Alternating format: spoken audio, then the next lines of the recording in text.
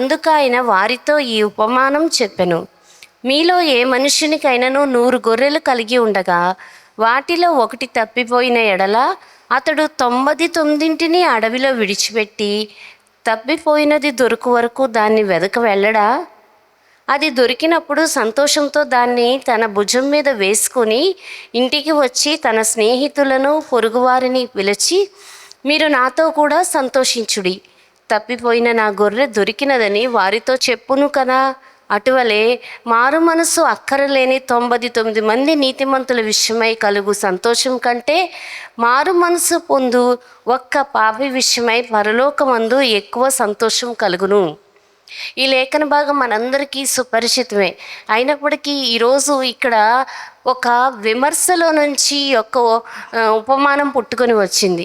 అదేమిటంటే, ప్రభువైన యేసు ఈ లోకంలో భూలోక సంచారి అయి ఉండి అనేక చోట్ల పరలోక రాజ్య మర్మముల గురించి బోధిస్తూ ఉన్నప్పుడు, వారితో సహవాసం చేస్తూ ఉన్నప్పుడు ప్రభువైన యేసు యొక్క సహవాసంను గూర్చి ఒక ఆరోపణ చేస్తారు.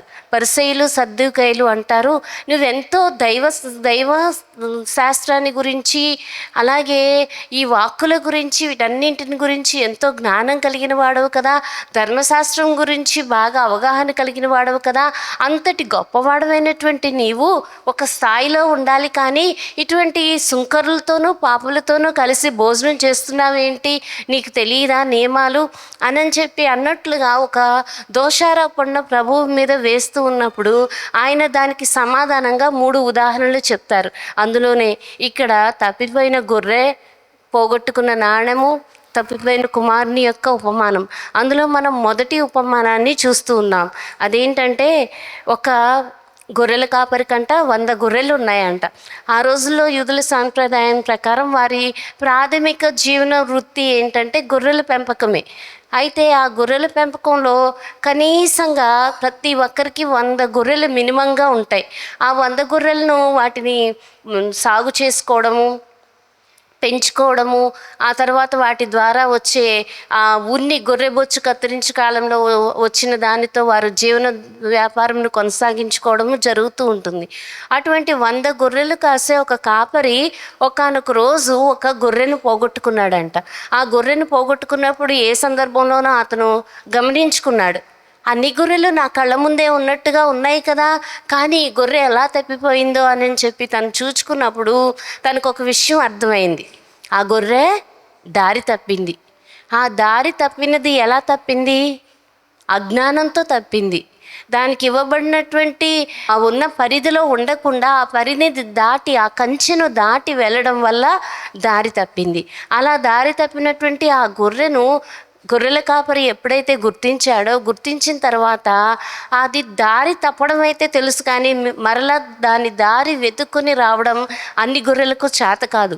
అది వెళుతూ ఏ ప్రమాదంలోనో చిక్కుకొని ఉంటుంది, ఏ ముళ్ళ కంచెలోనే చిక్కుకొని ఉండవచ్చు, ఏ లోయలోనో గోతులోనో పడిపోయి ఉండవచ్చు, లేదా ఏ అరణ్యంలోనే దారి తెలియక దిక్కుతోచని స్థితిలో తిరుగుతూ ఉండవచ్చు. ఇప్పుడు కాపరికి అసలు పని మొదలైంది. ఏం చేయాలి? 99 మంచి గొర్రెలు ఉన్నాయి కదా, ఆ గొర్రెను పోగొట్టుకుంటే ఏంటి? అది అసలు చాలా పేచీ పెట్టేటువంటి, మాట విననటువంటి గొర్రె. అటువంటి దానికోసం నేను కష్టపడాలా అని చెప్పి అనుకోడు గొర్రెల కాపరి. ఏమనుకుంటాడో తెలుసా? ఆ గొర్రె నా దొడ్డిలో పుట్టింది, చిన్నప్పటి నుంచి అది పాలు తాగుతూ పెరిగింది, దాన్ని నేను ఎన్నోసార్లు నిమురుతూ వచ్చాను, దాన్ని ఎన్నోసార్లు నేను మోసుకుంటూ తీసుకుని వచ్చాను చిన్న బిడ్డగా ఉన్నప్పుడు. ఈ రోజున ఆ గొర్రె ఎదిగిన స్థితిలో కూడా తప్పిపోయింది. ఇంత అలవాటు పడి కాపరితో ఇంత మచ్చిక చేస్తూ ఉన్నప్పటికీ, కాపరి సహవాసానికి ఇంత అలవాటు పడినప్పటికీ, పుట్టిన దగ్గర నుంచి దాని పరిధి, దాని కంచె ఏంటో తెలిసినప్పటికీ కూడా ఇంకా అది తప్పిపోయింది. కాబట్టి ఇప్పుడు దాన్ని నేను వదిలిపెట్టేటువంటి కాఠిన్యంతో నేను ఉండను, దాన్ని నేను సంపాదించుకోవాలని, దక్కించుకోవాలనే మనసుతోనే నేను ఉంటాను అని చెప్పి ఆ 99 గొర్రెలు అక్కడ ఉంటూ ఉండగా, అవి మేస్తూ ఉండగా ఆ తప్పిపోయిన దానికోసం వెతుకుతూ వెళతాడు. చూడండి, కాపరికి ఇక్కడ ఎంత ప్రయాసం. ఆ ప్రమాదంలో చిక్కుకున్నటువంటి గొర్రె కోసం వెళుతున్నప్పుడు ఇతను కూడా ప్రమాదాల్లో చిక్కుకొనివచ్చు. ఏ క్రూర మృగాలు దాన్ని వెంబడించి వెళుతూ ఉండవచ్చు, లేదా లోయల్లో గోతుల్లో పడితే తను ఎంతో ప్రయాసతో కూడి దానిలో నుంచి తీసుకురావడానికి ఎంతో కష్టపడవలసి ఉంటుంది. అయినప్పటికీ ఒక గొర్రెను, పోగొట్టుకున్న గొర్రెను, తప్పిపోయినటువంటి గొర్రెను నష్టంగా ఎంచుకోకుండా దాన్ని దక్కించుకోవాలన్న కాపరి తాపత్రయము దేన్ని సూచిస్తుందో తెలుసా? మన రక్షకుడు, మన ప్రభువైన యేసు హృదయాన్ని ప్రతిబింబిస్తూ ఉంది. అందుకే ఆయన తన ఉద్దేశాన్ని ఇక్కడ చెప్తూ ఉన్నాడు. సుంకర్లు, పాపులు మీ దృష్టిలో అల్పులైన వారు కావచ్చు, వారు సామాజిక స్థితిగతుల్లో ఆర్థిక పరంగానో లేకపోతే వారి స్థాయి విషయంలోనో వారు తక్కువ వారు కావచ్చు, కానీ ఇదిగో వీరు కూడా నా సంతానమే, నా బిడ్డలే అన్నట్లుగా ఇక్కడ ఆయన ఆ మాటను ప్రతిబింబిస్తూ ఇక్కడ ఈ ఉపమానాన్ని చెప్తూ అర్థం చేస్తూ ఉన్నాడు. ఇదిగో మీరందరూ ధర్మశాస్త్రం అంతటినీ తెలిసిన వారుగా అనుకుంటున్నారు కదా. ఈ సుంకర్లు, పాపులు ఆ ధర్మశాస్త్రంను సరిగా అవగాహన చేసుకోలేని, లేదా అవగాహన చేసుకున్న ఆ నియమాలను తప్పిన స్థితిలో ఉన్నారు, పాపభూయిష్టమైన స్థితిలో ఉన్నారు. కాబట్టి ఇదిగో నా దృష్టి అంతా వీరి మీదే, వీరిని రక్షించడం కొరకే నేను ఈ లోకానికి వచ్చాను అని చెప్పి వారికి అక్కడ విసిదపరుస్తూ ఉన్నాడు ప్రభువైన యేసు. మన చుట్టూ ఉన్నటువంటి మనము ఈరోజు దేవుని సమాజ మందిరంలో కూర్చుని ఆయన బిడ్డలుగా, ఆయన నామం పెట్టబడినటువంటి విశ్వాసులుగా ఈ విధంగా ఉన్నామంటే ఈ రోజున మనల్ని రక్షించుకోవడానికి, ఈ స్థితిలోనికి నడిపించుకోవడానికి వెల చెల్లించబడింది. కాపరి యొక్క ప్రయాస మన కొరకు ఉంది. ప్రభువు యొక్క తపన, నశించిపోతున్న మన కొరకు ఆయన చాపిన చేతులు మన కోసం ఎదురు చూచిన రోజులు ఉన్నాయి. అలాగే ఈ రోజున ఇంకా మరెంతోమంది ఈ లోకంలో అటువంటి తప్పిపోయిన గొర్రెల స్థానంలో ఉన్నారు. మన కొరకు ఏ వెల అయితే చెల్లించబడిందో, ఏ ప్రయాస అయితే మన కొరకు ఇవ్వబడిందో, ఆ ప్రయాసను, ఆ వెల మనం ఇతరుల కొరకు చెల్లించవలసిన ఆవశ్యకత ఉంది. 99 గొర్రెలు ప్రాముఖ్యమే, అవి సురక్షితంగా ఉన్నాయి.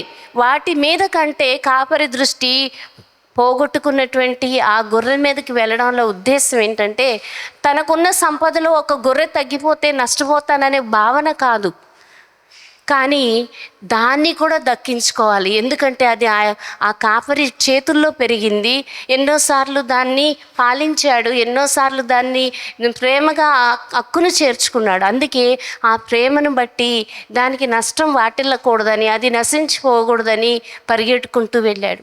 ఈ లోకంలో మన కొరకు కూడా ప్రభు దిగి రావడానికి, మన కొరకు పరితపించడానికి కలిగిన గొప్ప ఉద్దేశం ఇదే. కొంతమంది భక్తులు అంటారు, మీ దేవుడు అంత బలహీనమైన దేవుడా, అంత శక్తి లేని దేవుడా, ఆయన కనీసం ఆయన ప్రాణాన్ని కూడా రక్షించలేని స్థితిలో అందరి కొరకు తన ప్రాణాన్ని బలిదానం చేశాడు కదా, తన ప్రాణాన్ని ఇచ్చాడు కదా అన్నట్లుగా ఓడిపోయినటువంటి క్రీస్తును సిలువపై చూస్తారు. కానీ ఆ తరువాత వెనువెంటనే ఉన్నటువంటి పునరుద్ధానుడైన క్రీస్తును ఎవరైతే గ్రహించగలరో వారే సిలువలో ఆయన చేసిన త్యాగం యొక్క అర్థాన్ని, పరిపూర్ణతను గ్రహించగలిగిన వారవుతారు. ఆయన ఎందుకు ఓడిపోయిన వాడిగా, బలహీనుడిగా ఈ లోకానికి కనిపిస్తున్నాడో తెలుసా? వారు పడిపోయిన స్థితిలో ఉన్నారు. పతనమైపోయిన లోకం యొక్క కోణంలో నుంచి వారు క్రీస్తును చూస్తూ ఉన్నారు. వారు తప్పిపోయిన గొర్రెల వరే ఆ స్థానంలో ఉన్నారు.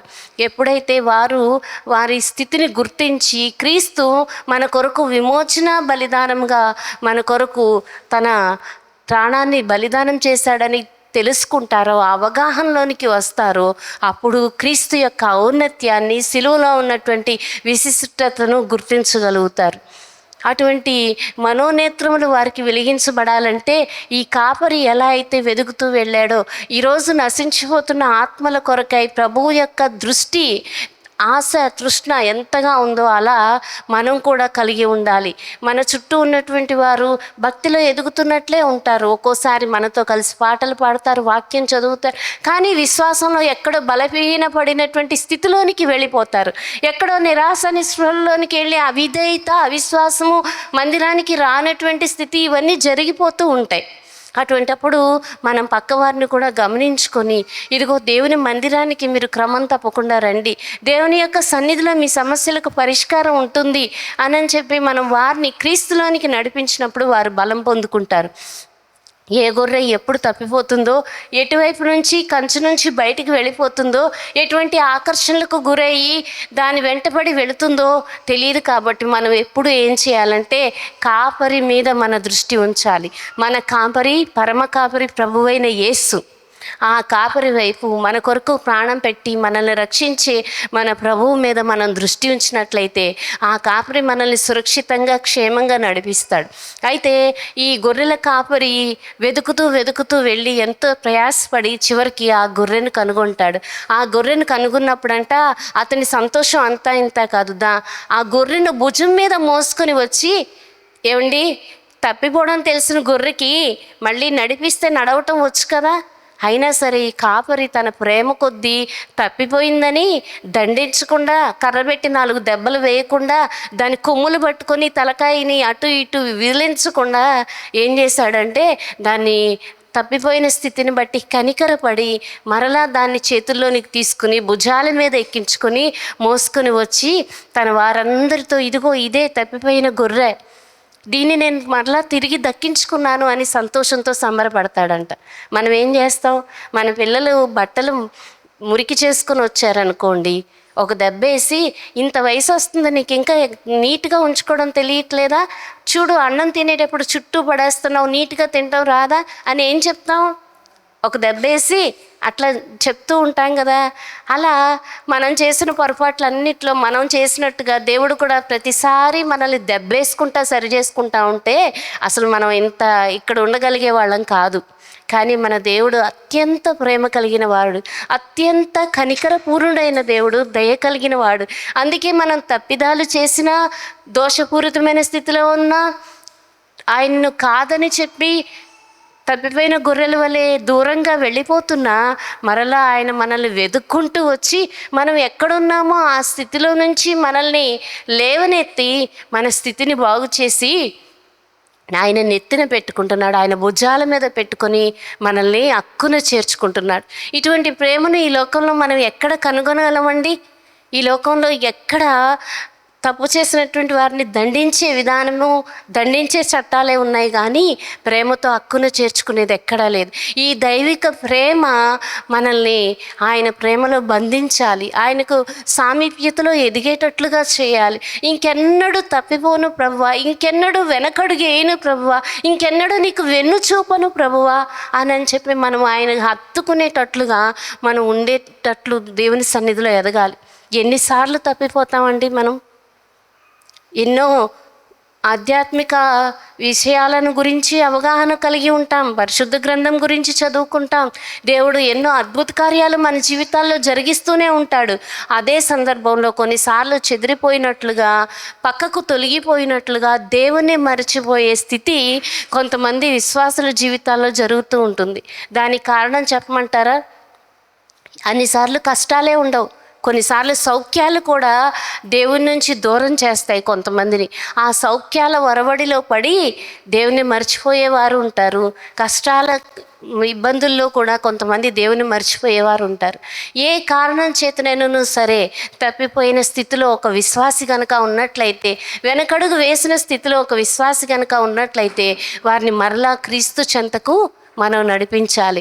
మరలా ప్రభువు యొక్క ప్రేమను మరలా వారికి చూపించేటట్లుగా మనం వారి కొరకు తోడ్పడాలి. అంత మాత్రమే కాదు, ఇక్కడ తప్పిపోయినటువంటి గొర్రె ప్రభువును ఎరగనటువంటి అవిశ్వాసికి కూడా సూచనగా ఉంది. వారు క్రీస్తుని ఎరగనటువంటి వారు. అలా ఎరగనటువంటి స్థితిలో ఉన్నటువంటి వారి కొరకు ఇంకా దేవుని యొక్క హృదయం పరితపిస్తూనే ఉంది. నా సత్యాన్ని వారు అంగీకరించాలి, నేనే మార్గము సత్యము జీవము అని గ్రహించినట్లుగా వారి మనోనేత్రాలు వెలిగించబడాలి అని ఆ తప్పిపోయిన గొర్రె కొరకు కాపరి వెదుకులాట ఇప్పటికీ కొనసాగుతూనే ఉంది. ఇంకా ఈ సృష్టి చివరి వరకు కూడా, భూలోక అంతము వరకు కూడా, దేవుని రాకడ వరకు కూడా కొనసాగుతూనే ఉంటుంది. మరి విశ్వాసులమైన మనము మన తండ్రి బాధ్యతలో ఎంతవరకు పాలు పంచుకుంటూ ఉన్నాం? ఆ రోజు సిలువలో నేను త్యాగం చేశాను, పునరుద్ధానుడనై నేను తిరిగి లేచాను, నా బాధ్యత అయిపోయింది అన్నట్లుగా ప్రభు ఎక్కడా ఉండడం లేదు. ఆయన ఇంకా మన కోసం తన చాచిన చేతులతో నశించిపోతున్న గొర్రెల కొరకు వెదిగినట్లుగా నశించిపోతున్నటువంటి ఆత్మల కొరకు వెదుగుతూ ఉన్నాడు. ఆయన పని చేస్తూనే ఉన్నాడు. అటువంటి ప్రభువు వైపు మనం చూస్తూ ఆయన పనిలో కూడా భాగస్థులమైనట్లుగా ఎవరైతే మన చుట్టూ అటువంటి దయనీయమైన స్థితిలో ఉన్నారో వారి కొరకు మనం ఒక కాపరి వెదికినట్లయితే వారికి ఈ సత్య సువార్తను మనం వారి అవగాహన స్థాయికి తగ్గట్లుగా చెప్పగలిగినట్లయితే మనం తప్పకుండా వారిని సంపాదించుకోగలం. మీకు ఉదాహరణ చెప్తాను. ఒక డాక్టర్ దగ్గరికి వెళ్ళినప్పుడు ఏదైనా అనారోగ్యం వచ్చిందనుకోండి, ఫర్ ఎగ్జాంపుల్ ఎవరన్నా ఒక రోగి వచ్చి నాకు చాలా ఊపిరి ఆడినంతగా ఉక్కిరి బిక్కిరిగా ఉంటుందండి, నాకు శ్వాస తీసుకోలేకపోతున్నాను అని చెప్తే ఆ అవగాహన లేనటువంటి వ్యక్తికి అమ్మ నీకు ఆస్తమా వచ్చింది, బ్రాంకటైటిస్ వచ్చింది అని ఇలా చెప్తారా? ఏం చెప్పరు. ఏం చెప్తా, అమ్మ నీకు ఉబ్బసం వచ్చింది, నీకు ఎలర్జీ లాంటిది వచ్చింది అని మనకు అర్థమయ్యే భాషలో ఆ పదాలు వాడతారు. అంతేగాని ఆ వైద్యపరమైనటువంటి భాషలో మనకు చెప్పరు కదా. ఆ వ్యాధిని ఏమంటారో వాళ్ళ పుస్తకాల్లో చదువుకున్న వ్యాధికి తగ్గట్టు చెప్పరు. చెప్తే అది ఏంటో మనకు అర్థం కాదు, లేనిపోయిన భయాలు ఎక్కువ అవుతాయి. అదే ఉబ్బసం అన్నారనుకోండి, ఉబ్బసం అంతేగా అనుకుంటాం. అదే మీకు బ్రాంకటైటిస్ వచ్చింది, ఇంకోటి అంటే ఇంకేమవుతాం?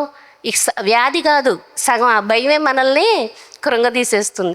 అట్లాగే ఇతరుల దగ్గరికి వెళ్ళినప్పుడు స్వార్థ చెప్పేటప్పుడు నువ్వు ఒక పాపివి, విగ్రహారాధన దోషము పాపము ఇవన్నీ ఖండించినట్టు చెప్పడం కాకుండా ముందుగా దేవుని యొక్క ప్రేమను వారికి పరిచయం చేయండి. దేవుని యొక్క గొప్పతనాన్ని విశిష్టతను పరిచయం చేయండి. ఎప్పుడైతే వాక్యం యొక్క వెలుగు వారి జీవితాల్లో ప్రకాశిస్తుందో వారికే పరిశుద్ధాత్ముడు ఏది తప్పో ఏది ఒప్పో, ఏది న్యాయమైనదో ఏది అన్యాయమైనదో, ఏది మంచిదో ఏది చెడ్డదో అని గ్రహించే ఆ గ్రహింపు కలిగిన ఆత్మను ఇస్తాడు. అలా అని నోటి మాటతో చెప్పొద్దా అంటే ఖచ్చితంగా చెప్పాలి. వారి యొక్క అవగాహన స్థాయికి తగ్గట్లుగా మనము సువార్తను ఎప్పుడు అంచెలంచెలుగా చెప్పుకుంటూ వెళ్ళాలే కానీ ఇదిగో ప్రభువు వచ్చాడు, చేశాడు, అద్భుతాలు చేశాడు, శిలువ మరణం పొందాడు, పునరుద్ధానుడయ్యాడు అని ఒకేసారి చెప్పడం వల్ల వారు ఏమీ అర్థం చేసుకోలేరు. దేవుని యొక్క శక్తిని మహత్తును అర్థం చేసుకోవాలంటే దానికి తగినట్లుగా స్వస్థత అవసరమైనటువంటి వారికి స్వస్థత రూపంలోనూ, ఆర్థికపరమైన చిక్కులు ఇబ్బందులు ఉన్నటువంటి వారికి దేవుని యొక్క సహాయం ఆ రూపంలోనూ మనం అందించినట్లుగా ముందుగా ఈ దేవుణ్ణి పరిచయం చేసి ప్రేమను చూపించినట్లయితే ఖచ్చితంగా వారందరి అవగాహనలోనికి రాబడతారు. ఈరోజు దేవుని వాక్యపు వెలుగులో నుంచి నేను మీకు ఇవ్వబోయే సూచన ఏంటంటే, ఆత్మలు సంపాదించడం అనేది లేదా తప్పిపోయిన గొర్రెలను వెదకడం అనేది కేవలము ఇక్కడ ఉన్నటువంటి సంఘ కాపరి ఏదో ప్రత్యేకించి భారం కలిగినటువంటి కొద్దిమంది వ్యక్తుల యొక్క పని మాత్రమే కాదు. ఇక్కడ క్రీస్తు రక్తం చేత విమోచించబడినటువంటి మనందరి యొక్క బాధ్యత. అటువంటి స్థితిలో మీకు ఎవరైనా కనిపిస్తే నిస్సంకోచంగా మీరు వారికి దేవుని ప్రేమను పరిచయం చేయండి. సువార్తను చెప్పే అవకాశం ఉంటే ఖచ్చితంగా సువార్తను చెప్పి దేవుని యొక్క మాటల చేత వారిని ధైర్యపరచండి. వారి కొరకు ఒక చిన్న ప్రార్థన చేయండి. అప్పుడు మీరేం చేసినట్లు అవుతుందో తెలుసా? ఆ కాపరి ఎలా అయితే వెదుగుతూ వెళుతూ ఉన్నాడో ఆ కాపరి వలె మీరు కూడా ప్రభు యొక్క దృష్టిలో కనిపిస్తారు. అటువంటి గొప్ప కృపను మనం దేవునిలో పొందుకోవాలని రాకడ సమీపిస్తున్నటువంటి ఈ దినాల్లో ప్రతి ఒక్కరము మన తోటి వారి పట్ల అటువంటి భారాన్ని కలిగి దేవుని యొక్క మనస్సును అర్థం చేసుకున్నట్లుగా ఆయన యొక్క భారంలో పాలిభాగస్తులమవుతూ ముందుకు కొనసాగుదామని మనవి చేస్తూ నా మాటలు ముగిస్తూ ఉన్నాను.